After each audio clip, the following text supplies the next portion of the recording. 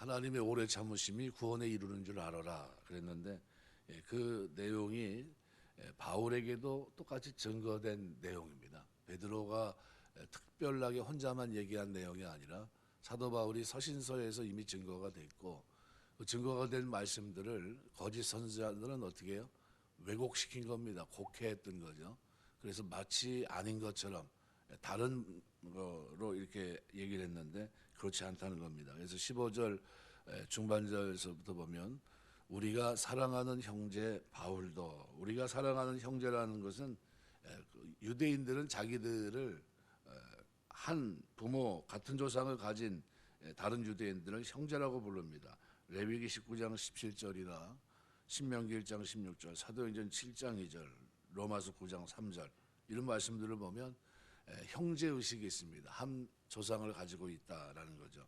그래서 그리스도교 내에서 형제라고 부르는 것은 예수 그리스도의 구속의 은혜로 새로운 피조물이 되었는가 여부에 달려 있습니다. 이러한 의미에서 형제라고 하는 호칭은 우선적으로는 예수님이 제자들을 자신과의 관계 측면에서 하나님 아버지의 뜻을 행한다는 측면에서 형제들로 부릅니다. 마태복음 23장 8절이라든가 마가복음 3장 31절에서 35절 같은 말씀들을 보시면 예수님께서 주의 뜻을 행하는 자들이 내 형제다 그랬어요. 그러니까 사도 바울 역시 그리스도의 공동의 관계를 맺는다는 이 측면에서 그리스도인들을 형제로 간주합니다. 로마서 8장 29절.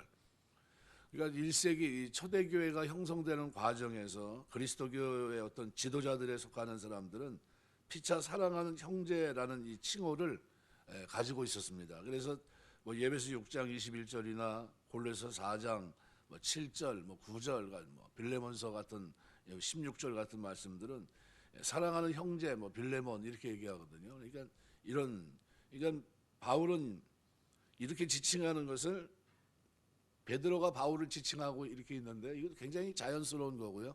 누구든지 그 시대를 살던 사람들은 이해가 가능한. 그래서 베드로는 본절에서 바울도 그 받은 지혜대로 너희에게 이같이 썼다. 그 받은 지혜라고 했는데 이건 다른 말로 말하면 그에게 주어진 지혜입니다. 그러니까 도데이산이라는 이 단어는 영어로 기부 주다라는 의미입니다. 그래서 이 디돔이라는 단어가 신적 수동태입니다. 그러니까 무슨 얘기냐면 바울에게 지혜를 주신 분은 하나님이다라는 거예요. 그러니까 바울이 하나님으로부터 받은 지혜를 따라 성도들에게 이같이 썼다는 거예요. 뭐예요? 하나님의 오래 참으심에 대해서 똑같이 썼다는 겁니다.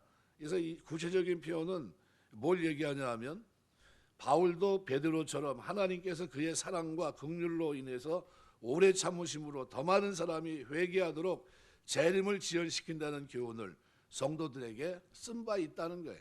하나님의 인도하심 속에서. 그리고 이러한 내용의 핵심은 바울이 기록하고 있는 로마서에 가득 담겨 있습니다. 그래서 로마서 말씀을 보시면은 2장에 보면 2장 4절 보면 혹 내가 하나님의 인자하심이 너를 인도하여 회개하게 하심을 알지 못하여 그의 인자하심과 용납하심과 길이 참으심이 풍성함을 멸시하느냐 이렇게 표현하고 있거든요.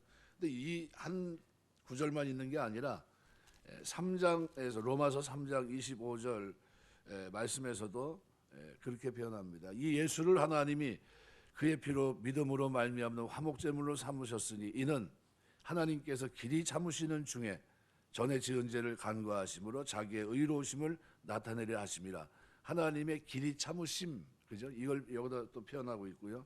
이 로마서에서 또 자기 형제와 관계되어 있는 9장 말씀에서도 또 얘기합니다. 9장 22절 보면 만일 하나님이 그의 진노를 보이시고 그의 능력을 알게 하고자 하사 멸하기로 준비된 진노의 그릇을 오래 참으심으로 관용하시고, 오래 참음에 대해서 계속 강조합니다. 그러니까 베드로만 얘기한 내용이 아니라요. 그때 당시 형제라고 지칭하는 구원받은 그리스도교 안에 있는 사도들의 동일한 입장이라는 겁니다. 그 입장은 이미 통용되고 있었고요. 이런 것들은 로마서의 또 바울의 메시지에 또 기록이 되어 있습니다. 11장 22절 같은 데를 보면 그러므로 하나님의 인자하심과 준언하심을 보라. 넘어지는 자들에게는 준언하심이 있으니 너희가 만일 하나님의 인자하심에 머물러 있으면 그 인자가 너희에게 있으리라. 그렇지 않으면 너도 찍히는 바 되리라. 이렇게 표현합니다. 그래서 이런 메시지들, 그러니까 바울은 하나님의 이 길이 참으심이 우리를 회개에 이르게 한다. 이 메시지, 오래 참으심이 우리로 하여금 회개에 이르게 한다라는 거죠. 이 메시지를 전합니다. 그래서 그 회개라고 하는 것은 죄의 세력으로부터 구원받은 자의 순종을 의미합니다. 우리가 전에는 하나님 앞에 죄 가운데 있었고 불의의 자식들이었다면 이제는 의의 진영에 속한 하나님의 자녀가 되었고 하나님 말씀 앞에 순종하는 사람이 됐습니다. 그래서 여기서 그 배경은 하나님의 의로운 진노입니다. 하나님의 인내는 인자하심과 연결돼서 선하심의 특성을 띠고 있고, 그래서 로마서 9장 22절 기록대로 이 문제의 진상을 보다 명확하게 밝혀주고 있고요.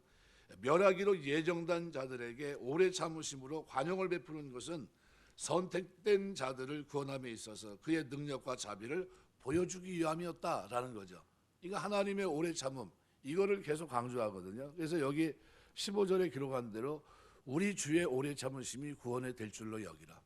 이거는 베드로만 얘기한 내용도 아니고 형제들, 그죠? 초대교회에서 사도로서 사역을 감당했던, 또 서신을 통해서 증거하고 있었던 바울에게 있어서도 아주 굉장히 중요한 메시지였다는 겁니다. 그러니까 이상의 이 내용을 살펴보면 베드로가 상기시키고 있는 바울의 이같이 썼고에 해당하는 이 내용은 일차적으로는 그리스도의 재림이 지연되는 것처럼 보이는 이유는 보다 많은 사람을 회개와 구원에 이르게 하려는 하나님의 인자하심에 기이한다는 사실에 대한 내용들입니다. 그러니까 이러한 표현 가운데 보다 넓은 의미도 포함되어 있다고 봐야 되는데요.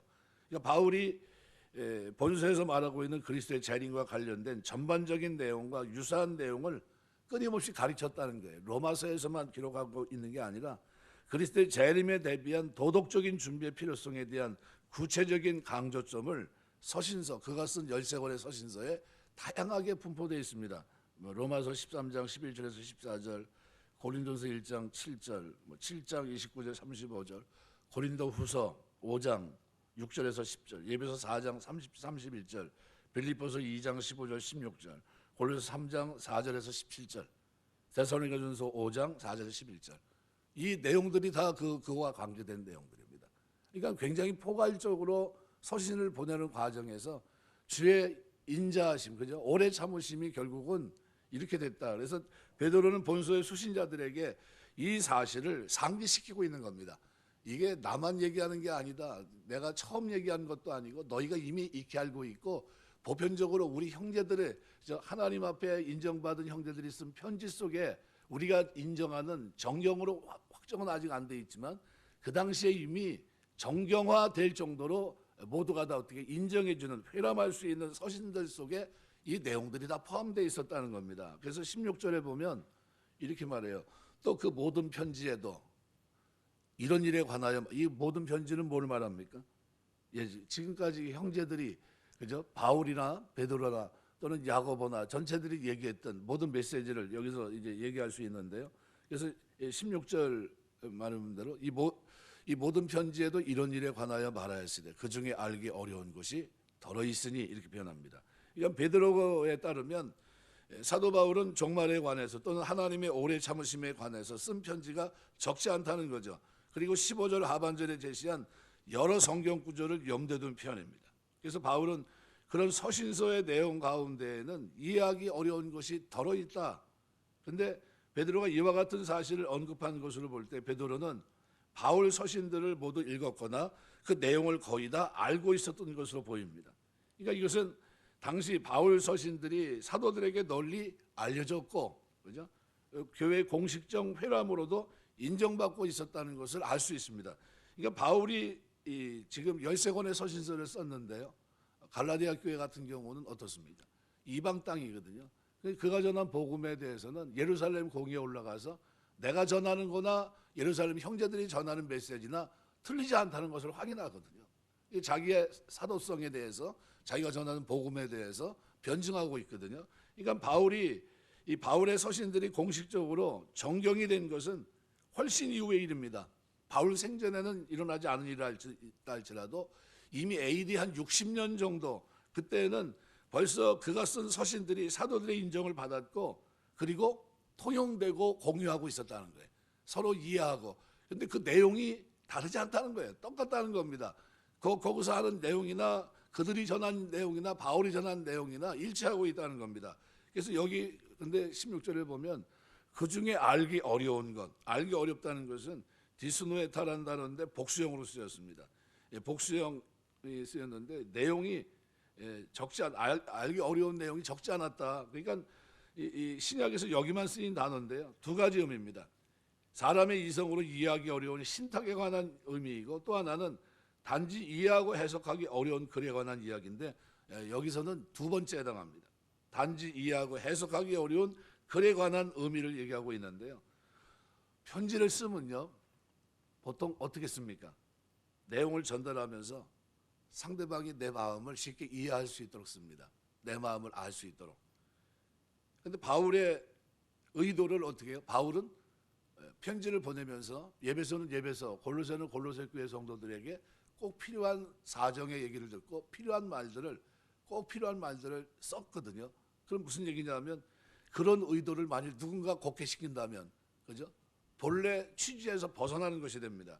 거짓 교사들은 바울 서신의 특정 부분을 해석할 때 바울의 이 나머지 서신의 전체 맥락, 그죠? 전체 흐름, 복음의 메시지 가운데 그 흐름에서 벗어나고 또 당시 사도들의 보편적인 가르침, 이 맥락에서 접근하지 않았던 것 같이 보입니다. 그러니까 뭐가 생깁니까? 오해와 곡해를 만드는 게. 그래서 그들을 여기서는 무식한 자들과 굳세지 못한 자들에게 해당되는 특수한 문제를 여기서 제기합니다. 무슨 얘기냐면 그 중에 알기 어려운 것이 더러 있으니 무식한 자들과 굳세지 못한 자들이 다른 성경과 같이 그것을 억지로 풀다가 스스로 멸망에 이르느니라. 무슨 얘기냐면 무식한 자들은 아마데이스란 말은요. 단순히 무식하다 그 얘기를 한 게 아니라 적절한 교육을 받지 못한 그런 의미입니다. 무슨 이야기면 초대교회에 흐르고 있는 그 복음의 메시지의 그 흐름을 배우지 않은 사람들. 그래서 그들은 난해 구절, 그죠? 우리가 이해할 때 이걸 배우지 않은 사람들은 그것을 이해할 수 없는 그런 부분들에 있어서는 바른 해석이 필요합니다. 사도적인 가르침 그리고 신앙에 대한 이것이 제대로 그들에게 교육이 됐어야 되는데 그것이 없다. 그거를 무식한 자들로 표현하고 있고요. 굳세지 못한 자들, 아스테릭토스라는 말은 불안정한이라는 의미입니다.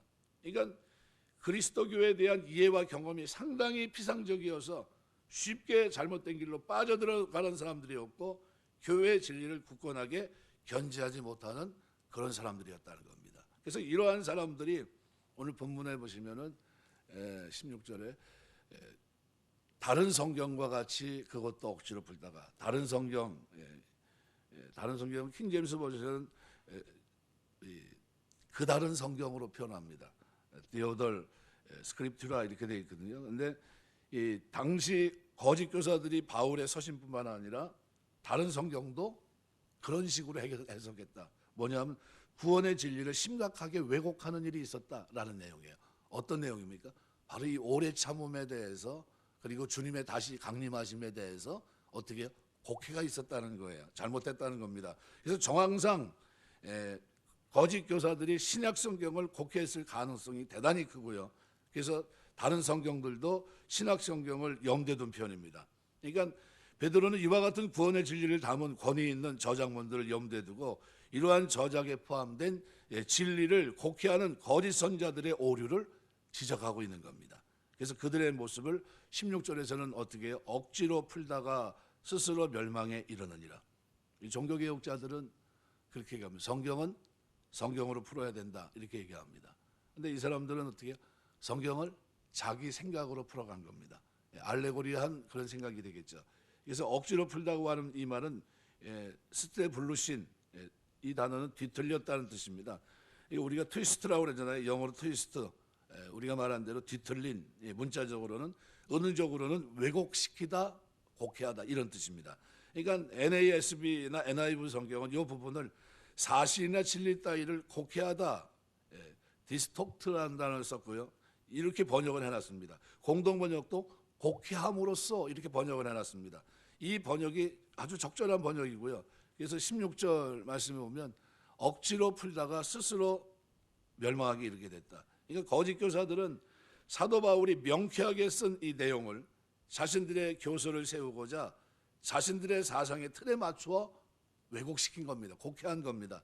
그래서 사도 베드로는 자기 자신이 스스로 멸망에 이르게 하는 행위라고 그들의 행위를 평하고 있는 겁니다. 그래서 스스로라는 말은 자기 자신이 자기 스스로를 이란 아주 보다 강한 의미를 전달해 줍니다.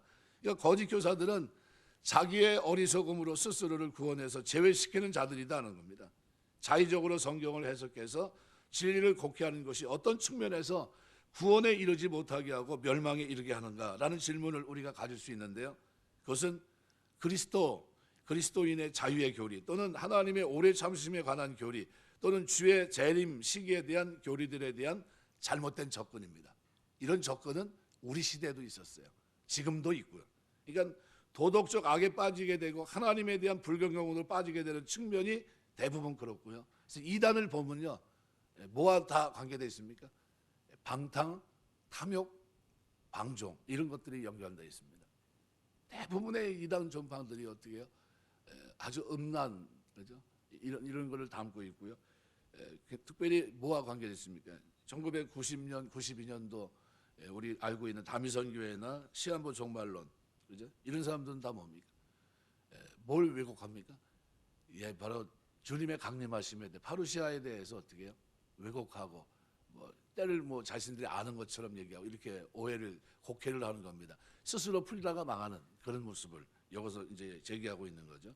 그래서 그런 의미로 굉장히 중요합니다. 그래서 베드로서 2장 1절 말씀에서도 그러나 백성 가운데 거짓 선지자들이 일어났었나니 이와 같이 너희 중에도 거짓 선생들이 있으리라.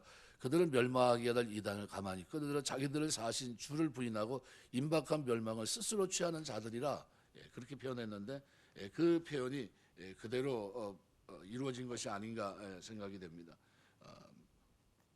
말씀을 맺겠습니다. 하나님 말씀을 왜곡하는 것이 그만큼 무섭습니다. 우리 요한계시록 22장 18절 19절에 보면 내가 이 두루마리 예언의 말씀을 듣는 모든 사람에게 증언하노니 만일 누구든지 이것들 외에 더하면 하나님이 이 두루마리에 기록된 재앙들을 그에게 더하실 것이요 만일 누구든지 이 두루마리의 예언의 말씀에서 제하여 버리면 하나님이 이 두루마리에 기록된 생명나무와 및 거룩한 성의 참여함을 제하여 버리시리라. 분명히 말씀합니다.